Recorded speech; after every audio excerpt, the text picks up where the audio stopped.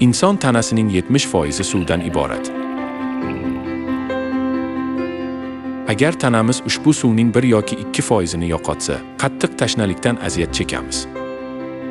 Agar 5%ni yo'qotsak, komaga tushamiz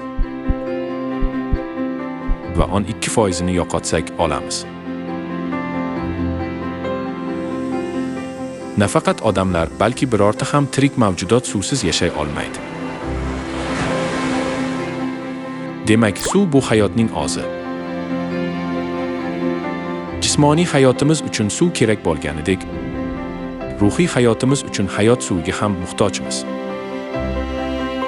Bizga ruhiy hayotimiz uchun zarur bo'lgan hayotbaxsh suvni kim bera oladi? Keling, muqaddas kitob orqali har bir davrda kim hayot suvini berishini bilib olaylik. Ota davrida Yahova, o'g'il davrida Iso va muqaddas ruh davrida ruh va kelin hayotbaxsh suvni beradi. Hamma davrlar davomida hayotbaxsh suvni hamisha Xudo bergan. Unday bo'lsa, bu davrda bizga hayotbaxsh suvni berayotgan ruh va kelin kimlar? Vahiy 22-bob 17-oyat. Ruh ham, kelin ham kel deb chorlayapti. Kim xohlasa hayotbaxsh suvdan tekin bahra olsin. Ruh Ota Xudodir. Xo'sh, kelin kim? Vahiy 21-bob 9 va 10-oyatlari. Bu yoqqa kel. Men senga kelinni, qo'zining xotinini ko'rsataman. U menga samodan, Xudo huzuridan tushayotgan muqaddas shahar Quddusni ko'rsatdi.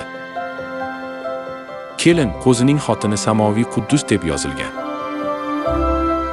Samoviy Quddus biz uchun kim ekan? Galatiyaliklar 4-bob 26-oyat. Samoviy Quddus esa ozoddir. U bizlarning onamizdir. Samoviy Quddus bizning onamiz. Shunday ekan, bizga ruh bo'lgan ota bilan birga hayotbaxsh suvni berayotgan kelin, ona Xudodir.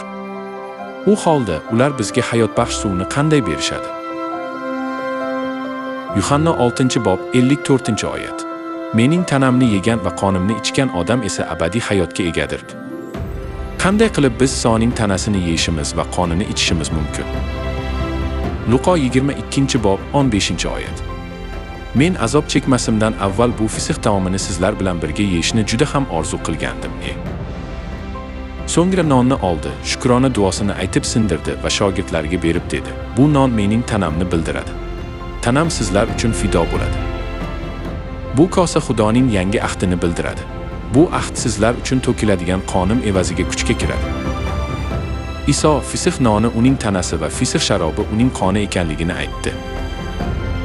Yangi ahdning fisqini saqlaganimizda biz hayotbaxsh suvni olib, abadiy hayotga ega bo'lishimiz mumkin.